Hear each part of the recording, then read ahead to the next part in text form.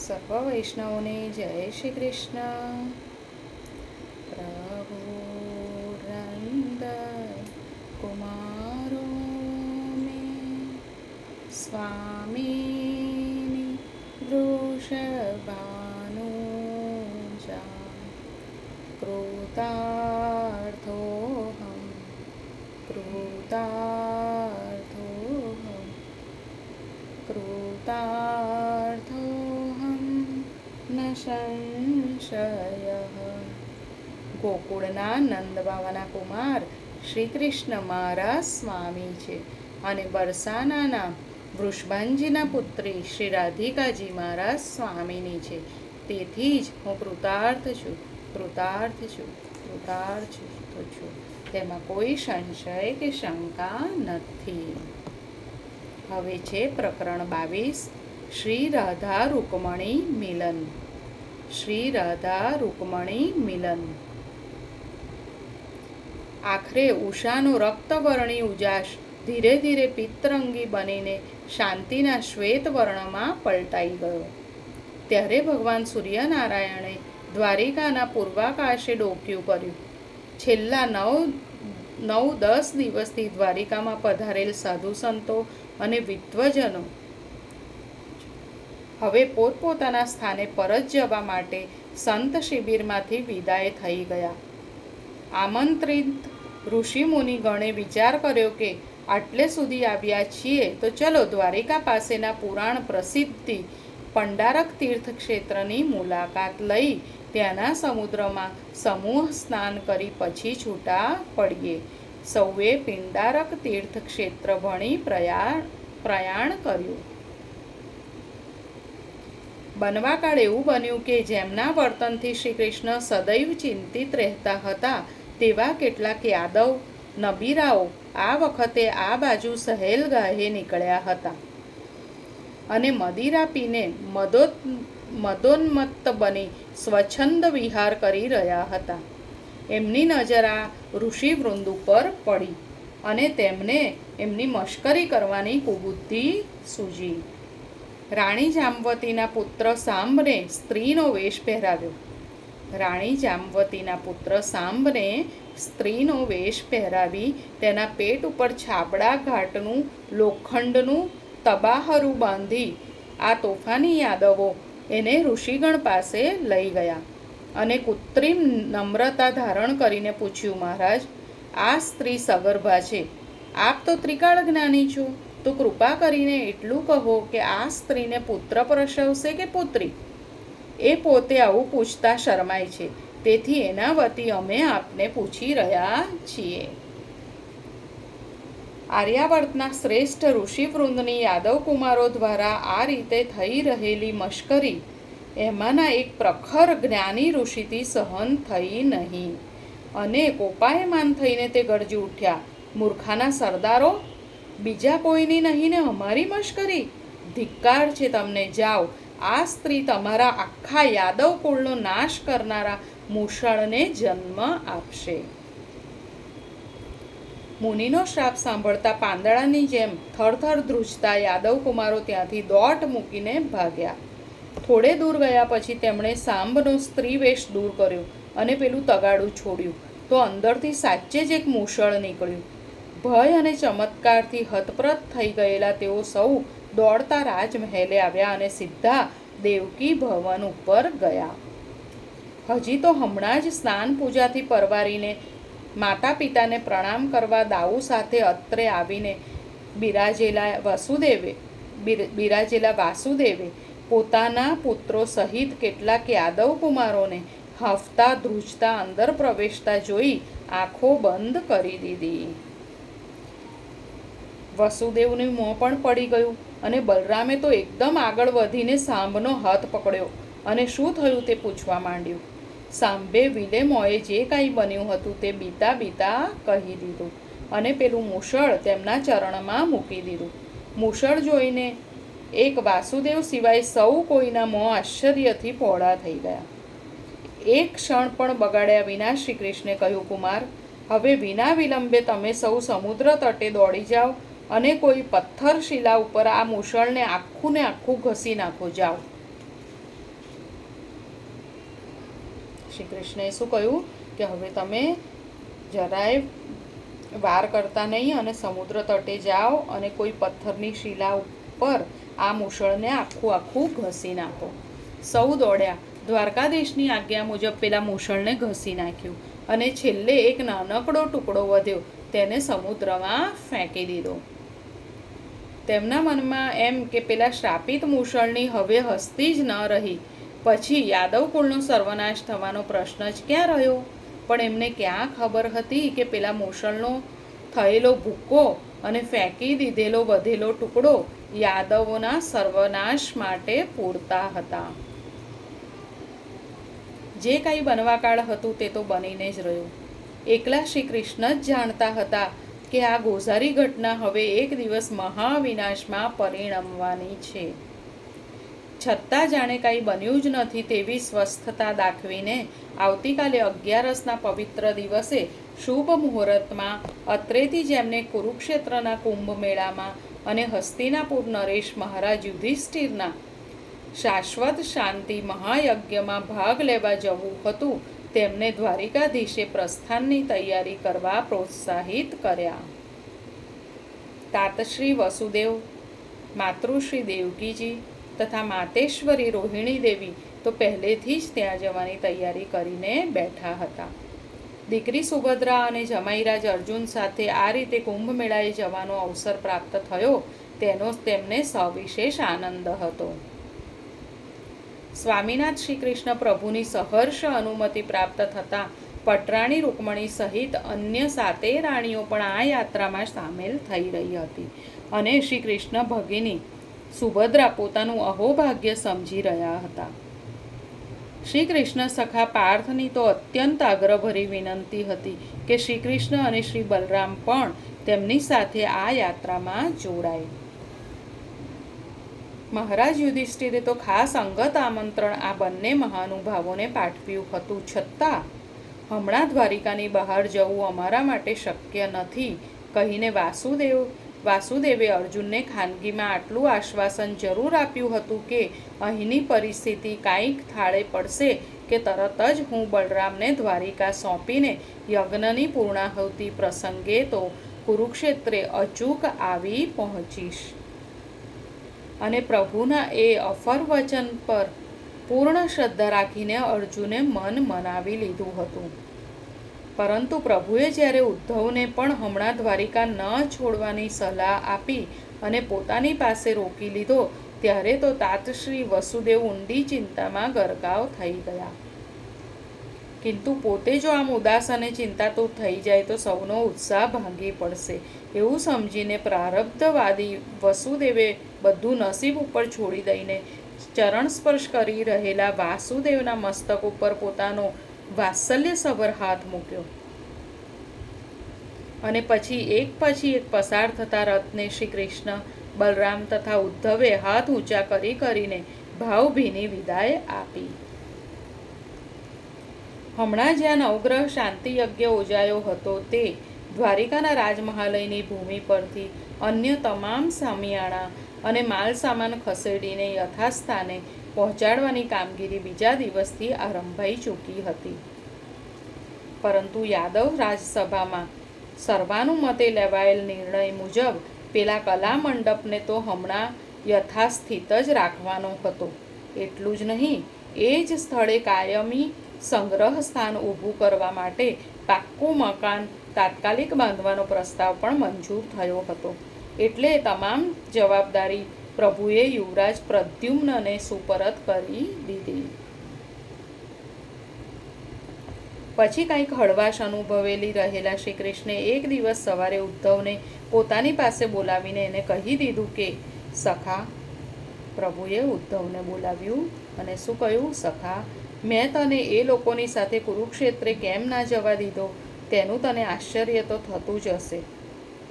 પરંતુ તને રોકી રાખવા પાછળ જે 3 મુખ્ય કારણો છે તેનાથી હું તને વાકેફ કરી દેવા માંગુ છું. એક તો હું તને મારી સાથે જ ત્યાં લઈ જવા માંગુ છું, જેથી ઊભે રસ્તે નિરાતે આપણે બંને ચર્ચા વિચારણા કરી શકીએ અને ભવિષ્યમાં તારે મારી અને શ્રી રાધા પરેત્વની જે ફરજ નિભાવવાની છે તેનું કંઈક આયોજન પણ વિચારી શકીએ. બીજું, આ વખતે તારું દ્વારિકાથી જે પ્રસ્થાન થશે તે ટૂંક સમય માટેનું નહીં હોય, બલકે કાયમી હશે. હવે તારે દ્વારિકા પાછા આવવાનું નથી. આ બધું પ્રભુ ઉદ્ધવજીને કહે છે. ત્યાંથી જ તીર્થાટને નીકળી પડવાનું છે અને મારી સૂચના મુજબ 2-3 અગત્યના કામ પણ તારે પતાવવાના છે. તેથી આપણા બંનેના પ્રસ્થાન આડે હવે જે એકાદ પખવાડિયાનો સમયગાળો બાકી રહ્યો છે તેમાં અહીંથી જે કાંઈ જવાબદારી તારા શિરે હોય તેમાંથી તું ઝડપભેર હવે મુક્ત થવા માંડજે. પ્રભુએ ઉદ્ધવજીને શું કહ્યું કે તને મેં કુંભસ્થાન માટે કેમ નહીં જવા દીધું કુરુક્ષેત્ર? કારણ કે તને હું મારી સાથે રાખવા માંગુ છું, કે આપણે બંને સાથે ત્યાં જઈશું. એટલે પ્રભુની અને શ્રી રાધા પરત્વની જે ફરજ નિભાવવાની છે તેનું આયોજન કરી શકાય. બીજી વાત શું કરી કે પ્રભુએ ઉદ્ધવજીને કહ્યું કે હવે તારું દ્વારિકાથી જે પ્રસ્થાન થશે તે કાયમ માટેનું હશે. તે હવે તારે દ્વારિકા પાછું આવવાનું જ નથી અને ત્યાંથી જ તીર્થાટને નીકળી જવાનું છે અને મારી સૂચના મુજબ 2-3 અગત્યના કામ પણ પતાવવાના છે. આશ્ચર્યચકિત થઈ ગયેલા ઉદ્ધવને કાંઈ પણ બોલવા કે પૂછવા દીધા વિના વાસુદેવે ત્રીજું કારણ પણ કહી દીધું. ત્રીજું કારણ શું હતું કે કુરુક્ષેત્રના કુંભ મેળામાં સ્નાન કરવા અન્ય વ્રજવાસીઓની સાથે કદાચ શ્રી રાધા ન આવી હોય તો તારે તેને તેડવા બરસાના જવું પડશે. શું કીધું? કુરુક્ષેત્રના કુંભ મેળામાં અગર શ્રી રાધા ન આવી હોય તો તારે તેને તેડવા બરસાના જવું પડશે. તું મારો રથ લઈને એકલો છાનો માનો ઉપડી જજે અને રાધાને મારો સંદેશો આપીને કુરુક્ષેત્રે તેડી આવજે.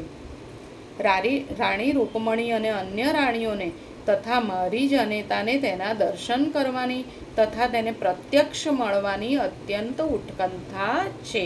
એટલા માટે કેમ? રાણી રૂકમણી, અન્ય રાણીઓ અને શ્રી કૃષ્ણની જનેતાને શ્રી રાધાના દર્શન કરવાની અને તેમને પ્રત્યક્ષ મળવાની ઉત્કંઠા છે. તો છેલ્લે છેલ્લે ભલે એમની આ અંતરેચ્છા પણ પરિપૂર્ણ થઈ જતી. ઉદ્ધવને તો હવે કાંઈ બોલવાપણું રહ્યું જ નહીં. આ પહેલાં પણ યાદવેન્દ્રે એને ખાનગીમાં 2-3 વાર આડકતરો ઈશારો કર્યો હતો કે ઉદ્ધવ, આ ઉન્મત્ત અને માધાંત યાદવો એક દિવસ માહોમાહે લડી ઝઘડીને કપાઈ મરવાના છે. આ યાદવા સ્થળી તો હું કદાચ નજરો નજર નિહાળી શકીશ, પણ તારાથી એ દ્રશ્ય જોયું જશે નહીં. માટે હું ઈચ્છું છું કે તું એ પહેલાં જ દ્વારિકા છોડી ચાલ્યો જજે. આજે હવે પ્રભુનો સ્પષ્ટ આદેશ મળી જતા ઉદ્ધવને એ સમજી જતા વાર ન લાગી કે હવે યાદવા સ્થળી થવા આડે અને પેલા ઋષિએ આપેલ શ્રાપનું પરિણામ ભોગવવા આડે ઝાઝો સમય બાકી રહ્યો નથી.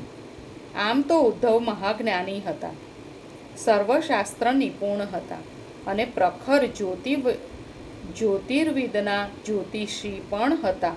છતાં સુવર્ણનગરી દ્વારિકા પર અને પોતાના યાદવ કુળ ઉપર આવી પડનારી આફતની ચિંતાથી એ અત્યારે ખૂબ વ્યથિત થયા વિના રહી ન શક્યા. અંતે એક દિવસ વહેલી પરોળે બલરામનો ચરણ સ્પર્શ કરીને અને પ્રભુને વચન આપ્યા મુજબ કોઈને પણ પોતાની આ કાયમી વિદાય છે એવી કલ્પનાએ ન આવે તે રીતે સૌને પ્રણામ કરીને શ્રી કૃષ્ણની સાથે ભક્ત ઉદ્ધવ પોતાનો જરૂરી સરસામાન અને પેલું અણમોલ ચિત્ર સાથે લઈને દ્વારિકામાંથી નીકળી ગયા. કુરુક્ષેત્રની યજ્ઞભૂમિ ઉપર નિયત સમયે પહોંચી જવાય તે રીતે રથ હંકારવાની સૂચના દારૂકને અપાઈ ગઈ હતી અને શ્રી કૃષ્ણ પ્રભુના દિવ્ય રથના અશ્વોને તો માત્ર ઈશારો જ કાફી હતો. પરિણામે પાંડવો દ્વારા આરંભાયેલ શાશ્વત શાંતિ મહાયજ્ઞના પૂર્ણાહુતિ દિનની પૂર્વ સંધ્યાએ દ્વારિકાધીશ શ્રી કૃષ્ણનો સુવર્ણ રથ કુરુક્ષેત્રની એ પ્રખ્યાત રણભૂમિ ઉપર આવી પહોંચ્યો કે જ્યાં હજારો બ્રાહ્મણની ઉપસ્થિતિમાં જ્યેષ્ઠ પાંડવ પુત્ર મહારાજ યુધિષ્ઠિરે અત્યારે આ મહાયજ્ઞ આરંભ્યો હતો અને લાખોની માધવ મેદનીની હૈયે હૈયું દળાઈ જાય એટલી ભીડ આ યજ્ઞમાં દર્શન કરવા અને દાન દક્ષિણા લેવા ઉમટી પડી હતી. કુરુક્ષેત્રની આ ઐતિહાસિક રણભૂમિ પર અત્યારે સૈનિકોની જગ્યા બ્રાહ્મણોએ લઈ લીધી હતી. એની સેનાનાયકોને સ્થાને પ્રખર વેદાંતાચાર્ય ઋષિવરો યુદ્ધાદેશને બદલે આહુતિ આદેશ આપી રહ્યા હતા. તે જોઈને વાસુદેવના મનમાં હસવું આવ્યું. કાળની ગતિ પણ કેવી નિરાળી છે. જે ભૂમિ ઉપર 18 દિવસ સુધી પોતે અર્જુનના સારથી બનીને રથ હાંક્યો હતો, તે ભૂમિ ઉપર આજે પોતે દારૂખ દ્વારા હંકારાતા રથમાં મહેમાન બનીને ઘૂમી રહ્યા છે. મહારાજ યુધિષ્ઠિરના આદેશથી આ વિશાળ રણ મેદાનની વચ્ચોવચ ભવ્ય યજ્ઞશાળા ઊભી કરવામાં આવી હતી અને ચારેય દિશાઓ ઢંકાઈ જાય તે રીતે 105 જેટલા ભવ્ય તંબુઓ યજ્ઞશાળાની ફરતે ઊભા કરવામાં આવ્યા હતા. શ્રી કૃષ્ણને સવિશેષ આનંદ તો એ જોઈને થયો કે આ 105 તંબુઓ પૈકી પ્રથમ 5 તંબુઓને 5 પાંડવના નામથી અને બાકીના 100 તંબુઓને કૌરવોના નામથી વિભૂષિત કરવામાં આવ્યા હતા. એટલું જ નહીં, આમંત્રિત સ્વજનો, મહેમાનો, રાજા મહારાજાઓ, ઋષિમુનિઓ, યાજ્ઞિકો અને બ્રાહ્મણોને તથા હસ્તિનાપુર અને ઇન્દ્રપ્રસ્થથી પધારેલ પ્રજાજનોને માટે રહેવા જમવાની અલગ અલગ વ્યવસ્થા પ્રત્યેક તંબુ સાથે સંલગ્ન રસોડા દ્વારા કરવામાં આવી હતી તથા તમામ દર્શનાર્થીઓ માટે પણ કુંતા માદ્રી ભોજનશાળાની સુંદર સુવિધા ઊભી કરી હતી. ભોજનશાળાનું નામ શું હતું? કુંતા માદ્રી ભોજનશાળા. પાંડવોના 5 તંબુઓ પૈકી યુધિષ્ઠિર તંબુમાં કુંતા માતા, દ્રૌપદી, સુભદ્રા, ઉત્તરા અને પાંડવ પરિવારની અન્ય સ્ત્રીઓનો મુકામ હતો. તેની બાજુના ભીમસેન તંબુમાં 5 પાંડવોનો નિવાસ હતો. જ્યારે તે પછીના અર્જુન, સહદેવ અને નકુળ તંબુઓ અનુક્રમે શ્રી કૃષ્ણ અને તેની અષ્ટ રાણીઓ માટે, વસુદેવજી અને તેમની 2 રાણીઓ માટે તથા દ્વારિકાથી ખાસ પધારેલ યાદવ વડીલ માટે અનામત રાખવામાં આવ્યા હતા. યજ્ઞની પૂર્ણાહુતિની પૂર્વ સંધ્યાએ વાસુદેવ શ્રી કૃષ્ણનું સમયસર આગમન થઈ જતાં 5 પાંડવો, દ્રૌપદી અને કુંતા ફોઈ જ નહીં, આમંત્રિત રાજા મહારાજાઓ અને ઋષિમુનિ ગણ પણ હર્ષોલ્લાસ અને આનંદની લાગણી અનુભવી રહ્યા. શ્યામ સુંદરે ઉદ્ધવને ખાનગીમાં સૂચના આપી દીધી હતી તે મુજબ પૂર્ણાહુતિ સમયે એકત્રિત થયેલી વિશાળ ભીડમાંથી વ્રજવાસીઓ ક્યાં છે તે શોધવા માટે ઉદ્ધવ કોઈને પણ કહ્યા વગર સવારથી જ નીકળી પડ્યા હતા. યજ્ઞનું નળિયેર હોમાઈ ગયું અને ત્યારબાદ ભોજનનો કાર્યક્રમ પણ પતી ગયો છતાં ઉદ્ધવ પાછો ન આવ્યો, તેથી વાસુદેવનો જીવ ઊંચો થઈ ગયો હતો.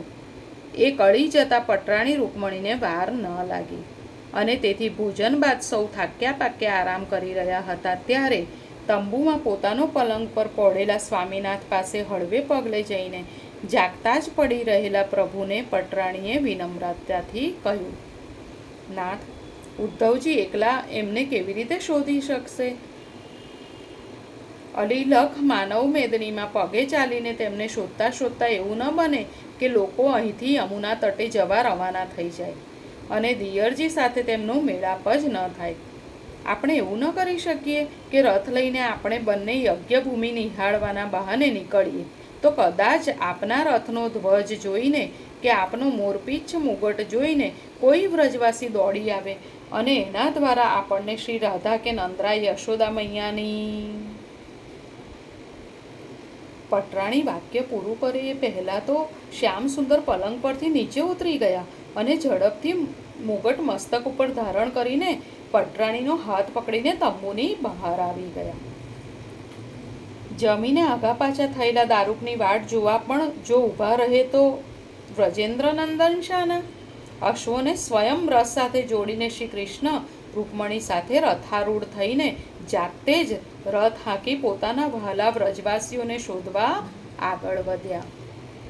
હજી તો પ્રભુ થોડે દૂર ગયા હશે ત્યાં તેમણે ઉદ્ધવને બે હાથે માનવ મેદનીમાંથી માર્ગ કાપતો અને હાથ ઊંચા કરીને પોતાની જાતને દૂરથી ઓળખાવતો રથની દિશામાં ધસી આવતો જોયો. શ્રી કૃષ્ણે એક બાજુ પર રથ ઊભો રાખ્યો અને હાથ ઊંચો કરીને ઉદ્ધવને ધીરે ધીરે પોતાની પાસે આવવા ઈશારો કર્યો. હરખભેર આવી પહોંચેલ ઉદ્ધવે એકી શ્વાસે કહી દીધું, પ્રભુ, વ્રજથી નંદરાય, યશોદાજી, રાધિકાજી, લલિતા, વિશાખા, મધુમંગલ અને બીજા અનેક ગોપાંગનાઓ યજ્ઞના દર્શન કરવા આવેલ છે. મેં એમને કહ્યું કે દ્વારિકાથી આપ પણ અત્રે સપરિવાર પધાર્યા છો ત્યારે તો એમના આનંદનો પાર ન રહ્યો. એ બધા અને ખાસ કરીને તો યશોદા મૈયા આપને મળવા માટે તલપાપડ થઈ ગયા છે. અહીંથી થોડે દૂરની પેલી ઝાડીમાં એક વૃક્ષની નીચે સૌને બેસાડીને હું... શ્રી કૃષ્ણ કૂદકો મારીને રથમાંથી કૂદી પડ્યા અને એકદમ પ્રેમાવેશમાં ઉદ્ધવને ભેટી પડ્યા. રૂકમણીના આનંદની તો કોઈ અવધિ જ ન રહી. શ્યામ સુંદરે ખૂબ પ્રેમથી કહ્યું, ઉદ્ધવ, આજે આ કુરુક્ષેત્રની પવિત્ર યજ્ઞભૂમિ ઉપર હવે તું જ મારો સારથી બન અને મને ઝડપથી મારી રાહ જોઈને બેસી રહેલા મારા વહાલા વ્રજવાસીઓ પાસે દોરી જા. ઉદ્ધવે સારથીનું સ્થાન લીધું અને શ્રી કૃષ્ણ તથા રૂકમણીને વ્રજવાસીઓ પાસે પહોંચાડી દેવા આનંદથી રથને હંકારી મૂક્યો. નિયત સ્થળે પહોંચતા જ વ્રજેન્દ્ર નંદન રથમાંથી ઉતરીને લગભગ દોડતા આગળ ધસ્યા અને એ જ રીતે સામેથી ધસી આવેલા યશોદા મૈયાનો ચરણ સ્પર્શ કરવા તેઓ વાંકા વળે એ પહેલાં તો હરખના હાંસુ વહાવતા યશોદામાં લાલાને બાથ ભરીને ભેટી પડ્યા. વર્ષોના વિયોગ બાદ થયેલું માતા પુત્રનું આ મિલન એટલું હૃદયસ્પર્શી અને ભાવવાહી હતું કે સૌ કોઈની આંખો આંસુથી છલકાઈ ગઈ. આજે અહીંયા સુધી રાખીએ. ફરી જલ્દી મળીએ. સૌને જય શ્રી કૃષ્ણ. રાધે રાધે.